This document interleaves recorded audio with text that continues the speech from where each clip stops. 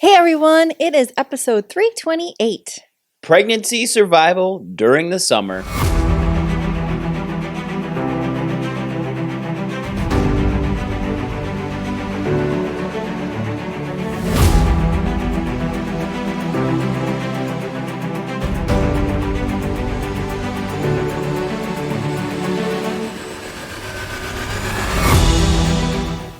Hey everybody, welcome back to the Prime Podcast. I'm your host, Dr. Skip Wyss, and as always, I have the beautiful Dr. Julie Wyss. And little flip of script today, you came up with the topic. I thought it's summertime and we're seeing more and more pregnant moms. And I remember the struggle of being pregnant during the summer, and it can really kick your butt. You were ripe, Yeah. because we had Peyton in May, Mhm. and you had like double summers because you got summer when we were in Brazil when you were pregnant on clinic abroad, got dehydrated. That was a bad situation. Mhm. So let's talk about that first. Hydration is Yeah. super important. Yeah. So let's talk. So with hydration, it's a big deal. I think that early on in the spring and even in the fall, because it's cooler, you don't realize how much water you're actually losing. Right. During the summer, you lose a ton because you're sweating, so you're actively knowing. It's kind of like potty training a kid. Like they don't feel the wet sensation with the diaper on, but as soon as you put a pair of underwear on them, they kind of get the wet sensation and know they got to pee. Is that kind of the same for women with I was pregnancy? going for more like you're now a party of two, just like you have to eat for a party of two. Yeah. So if you need to be drinking your ounce of weight in water, Yep. then if you add in a baby, you clearly need to be drinking more water. And I think the struggle is a lot of people don't actually drink how much water they're supposed to begin with for Right. themselves. Well, so the formula is pretty, I mean, you nailed it with an ounce of water, but I'm just going to clarify it just a little bit.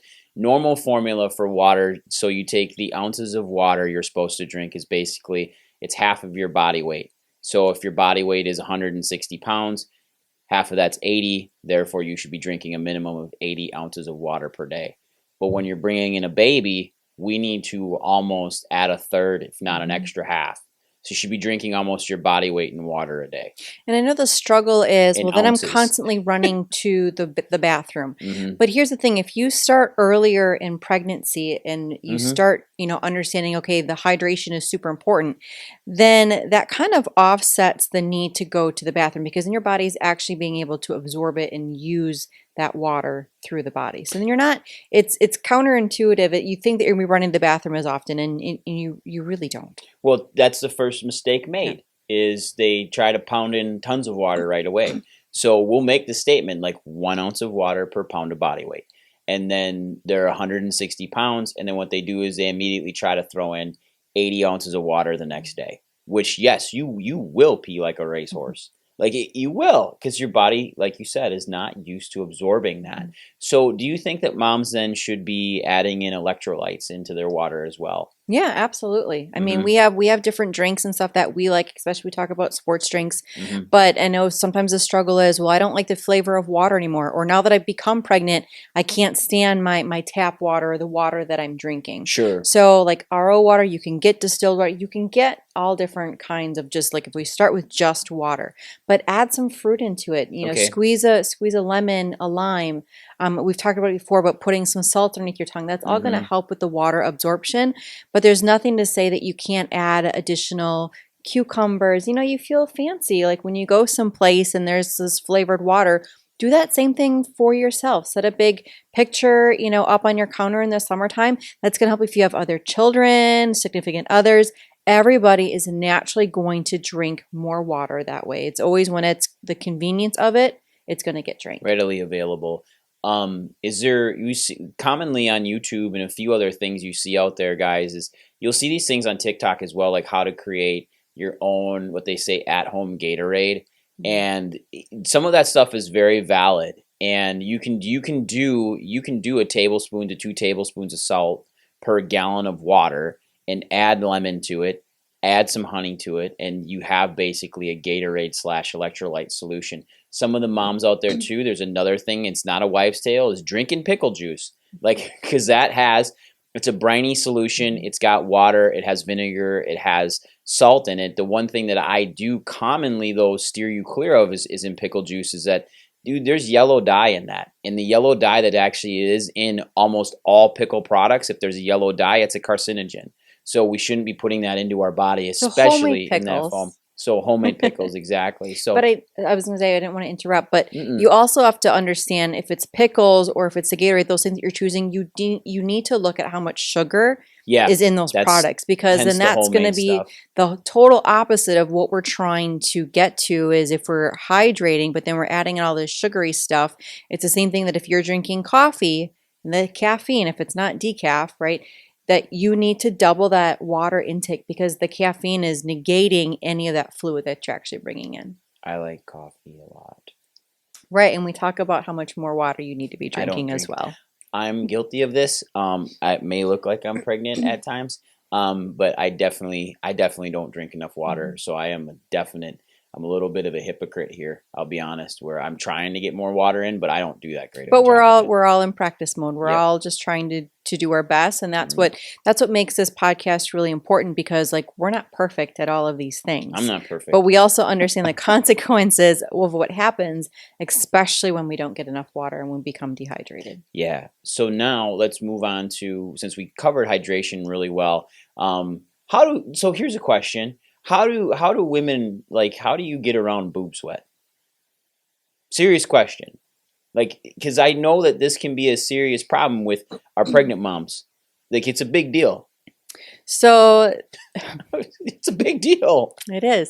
So I think it's almost like when you get like sweaty after a workout, like you go and you shower and you change your clothes. Sometimes you do need to have, an extra bralette, a tankini. You need to have that available, and you need to switch throughout the day. And I like sometimes the thought is, okay, I just need more support. Well, sure, maybe you need more support to lift them up off of your chest Mhm. wall. But you just need to also make sure then by doing that, is it causing more harm than good? We Okay. need to be looking at, your chest size is going to grow. Sometimes it doubles, sometimes it triples, Mhm. especially when It milk never comes in, stays the especially same. after baby, right? Then that Mhm. chest. So you need to be looking for straps that are super, super wide straps, no underwire, because we don't want to be stopping any of that lymph flow within your chest wall. But what I found is sometimes like the nursing tanks work really, really well because it kind of gives you the two layers of fabric. So you get the top layer, but then you have that other layer that's closer to your body.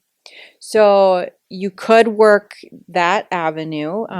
Sometimes it's just that you need to have something that wicks the sweat Right. away from your body, and sometimes Right. just the traditional bra isn't going to do that time. So if you're a little bit bigger chested to begin with, sometimes slipping into that tank top a little bit earlier than thinking about needing it for after baby is going to help just to keep that separation and the airflow. Do sports bras come with moisture wicking? You know, like Mhm. polos, activewear, stuff that men get a lot. We are babies to our balls. Let's just be honest. And I know this is a kids podcast, so I don't. It's still funny. But we baby these things. And I think that men are, when it comes to designing clothes and stuff, it's always about men's comfort. Women's comfort isn't really there. So we have moisture wicking underwear. Sure would. We have little sacks that harness our sacks. Like this, like what It do would you all have? it would be nice if that much thought went into women's bras, I like to think bralettes. I'm a thoughtful individual. But usually we're looking for, and I don't know who designs bras, if it's men or women, but it's usually sexiness at a certain point is what they're looking for, or we're looking for lift, we're looking for separation. And I think with those types of materials that the breathability of it usually doesn't come into play. You can just go all natural, as well, but then we're still going to get, some women, I know that they get chafing underneath their bra tissue, their breast tissue.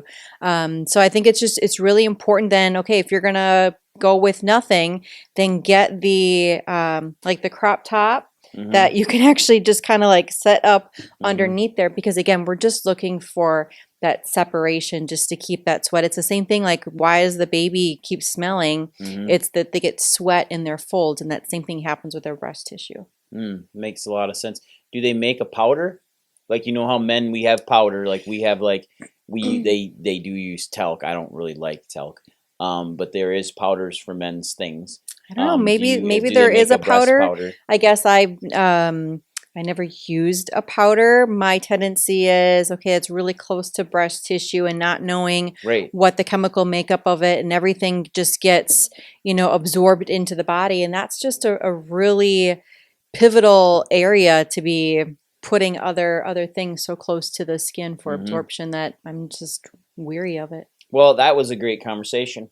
I was, it's important to talk about, and especially these survival guides for these moms during pregnancy. Like that's a big one. The next one is belly support, because you're gonna see as you get through pregnancy. Number one, during the summer, you're gonna be hot. Like you all run as Duracell batteries or car batteries during the winter. Like literally, my moms will come in and it's -10 out, and they got on a tank top and like maybe a thin cardigan, and that's it. And they're cruising. They're just hot. In the summer, it's got to be kind of unbearable. So, what can moms do to control that heat then around their midsection as they're getting larger, babies growing? What can they do there? Yeah, this is where you break out the crop top again, right? So, be proud of the baby that you're making, and let your belly out, wear the, I don't want to say low rise pants, but you don't need to They have like ultimately become kind of low rise. your belly, tucked into your pants anymore. And in this day and age, like people are looking for more skin, and especially when you're a pregnant mom, just to be able to embrace that and to know and to show off your belly and be proud of it. But that's where you can, you wear the crop top and, the pants. But if you mention support, if we're looking for support, there's different things then that we need to, you can still wear pants, but maybe we need to do more of a belly band, or we really like, I remember the Sorolla belt, because it literally felt like I was walking and I was like a Barbie doll, and my legs were just gonna come right off. That's literally what it feels like as you go through pregnancy for many, many women. And it's that, or like huge burning issues and just the pressure. You mean over your pubic bone and in your vaginal tract? Yes. So, and that's because burning in other directions could be a problem. Just burning in the pressure. And so by wearing a Sorolla belt, it's kind of, you wrap it around your hips, and that basically keeps you together, and it allows you to be able to walk and, to be able to have that movement, and just to know that there's options like that to give you that extra support. Sometimes it's just what you need when you feel like your leg is just going to peel off and you can't move anymore. When movement is really, really important, we need to have those things that's going to help to stabilize. Love it. Okay. Yeah. Because I always heard the example that having those, like the Sorolla belt itself, is like wood clamps keeping everything together while the project is being finished. Oh, I like that. Yep. Yeah, it just kind of keeps hands on you when there's no hands, and keeps you comfy. And that was such a huge thing for you during second pregnancy. First pregnancy, we really didn't have that, and you were cooking, because we had Brecken in January.